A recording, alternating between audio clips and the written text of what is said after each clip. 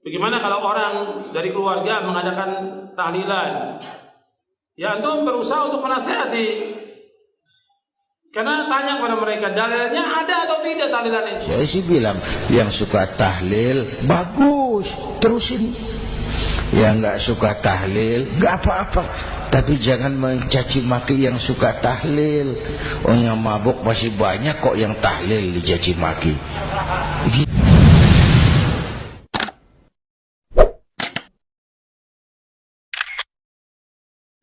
Bagaimana kalau orang dari keluarga mengadakan tahlilan?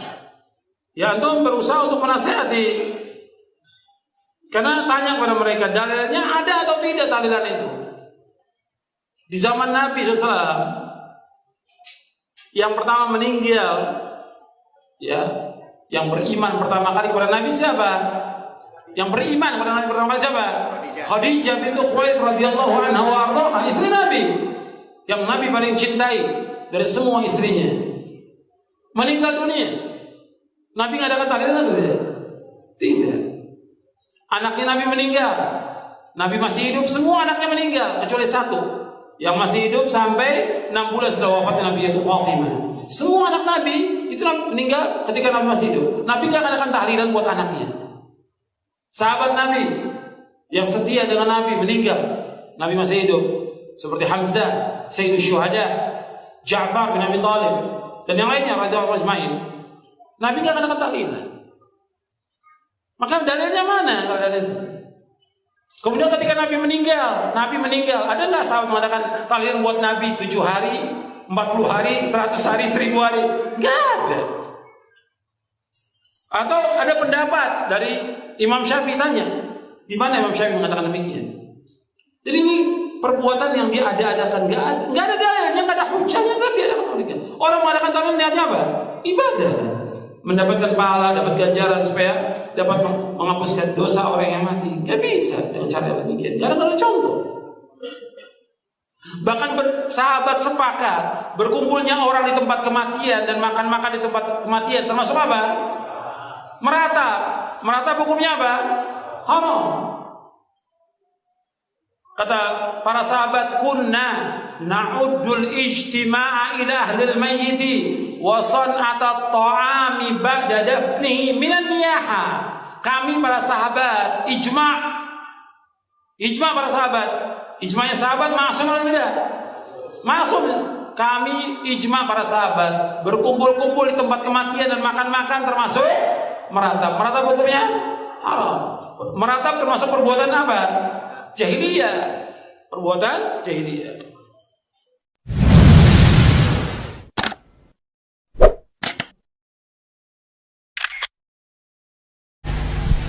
Beda pendapat boleh, marah jangan.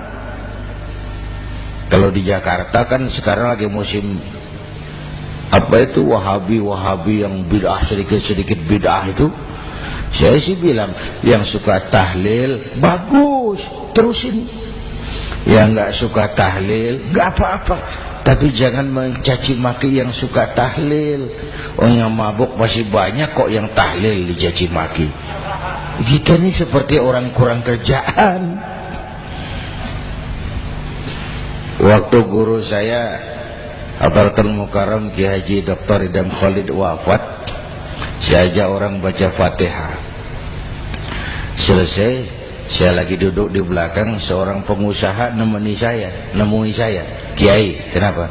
Saya coba ingin kepastian. Apa? Orang yang sudah mati dibacakan Fatihah itu, apa pahalanya sampai? Saya bilang gini, Mas, kamu kalau nggak percaya mati aja dulu. Saya bacain Fatihah, tunggu di sono. Kalau nggak nyampe balik lagi nggak apa-apa.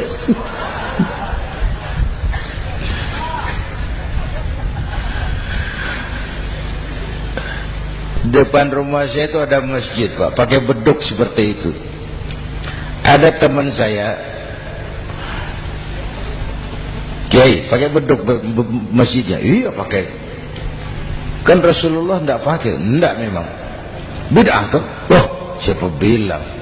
Beduk itu bukan agama, itu budaya, tanda masuk waktu. Bukan manggil orang sholat.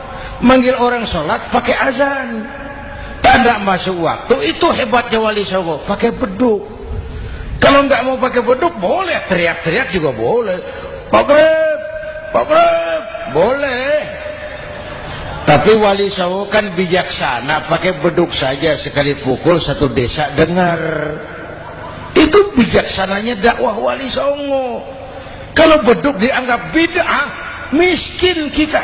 Itu budaya. Seperti sepeda motor, itu budaya. Kalau nggak mau pakai beduk boleh, teriak-teriak juga boleh. Maghrib, maghrib, boleh. Tapi Wali Songo kan bijaksana, pakai beduk saja, sekali pukul satu desa dengar. Itu bijaksananya dakwah Wali Songo. Kalau beduk dianggap bid'ah, miskin kita. Itu budaya. Seperti sepeda motor, itu budaya. Kalau beduk dianggap bid'ah, sepeda motor bid'ah tuh. Rasulullah nggak pakai, jual, beliin unta.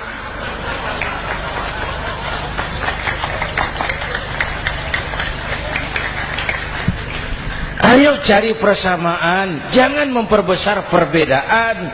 Hormati pendapat orang kalau pendapat kita juga ingin dihormati. Kasus Ahmadiyah meledak lagi di Cikesik, Banten. Lalu pendekar-pendekar HAM menganggap itu tirani, mengganggu kebebasan beragama. Dia lupa bahwa Ahmadiyah masalahnya bukan kebebasan beragama, tapi penodaan terhadap agama. Kalau kebebasan beragama sih umat Islam welcome. Orang mau Hindu, mau Buddha, mau Kristen bebas memilih agamanya masing-masing. Tapi ini kan Ahmadiyah lain, ngakunya Islam tapi ada nabi lagi sesudah Nabi Muhammad, namanya Mirza Ghulam Ahmad, asal dari India. Saudara hadirin yang saya hormati, ini yang prinsip penodaan terhadap agama. Kalau nggak ngaku Islam nggak masalah. Supaya mau aman caranya cuma dua, Ahmadiyah jadi agama sendiri.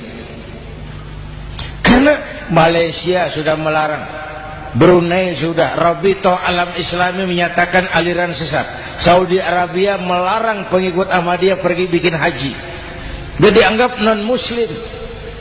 Cuma memang pemerintah kita nggak tegas. Kalau dari dulu dinyatakan dilarang, nggak akan ada lagi kasus-kasus seperti itu.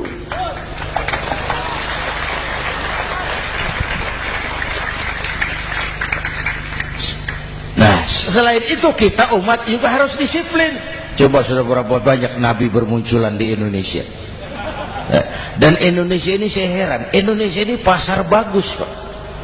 Kalau ada nabi, ada aja pengikutnya, saya heran tuh.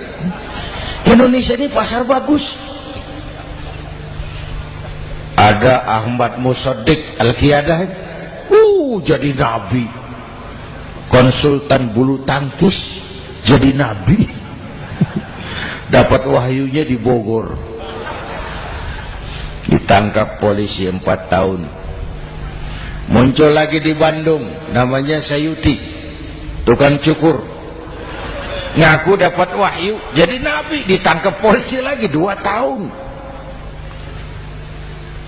Di Malang Ustadz Roy, ya sebenarnya petinju, dia masuk Islam, mu'alaf, belajar Islam tidak pakai guru, diutak-atik ayat Quran. Sholat kita harus mengerti artinya, maka sholat boleh pakai bahasa masing-masing.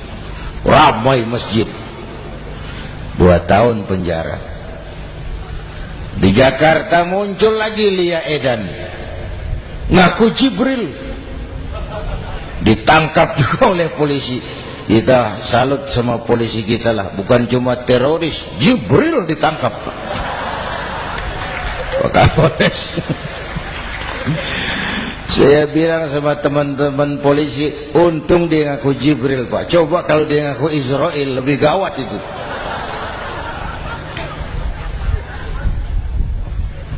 Yang parah antara Cirebon Losari, dia perbatasan Jawa Tengah Jawa Barat, pernah muncul agama baru namanya agama Jasun, agama Jawa Sunda, agama Jasun Jawa Sunda. Yang jadi nabi Tugimin. La haula wala quwata. Saya bilang ini jangan jadi nabi, jadi kiai juga nggak angker ini. Al Mukarram Bapak Kiai Tugimin. Nggak enak. Yang lebih nggak enak selawatannya loh itu. Kalau kita kan tadi nikmat tuh, ya Habibi ya Muhammad, nikmat rasanya itu. Coba ganti sama yang tadi, wah enggak, ya Habibi ya Tugimin, enggak enak itu.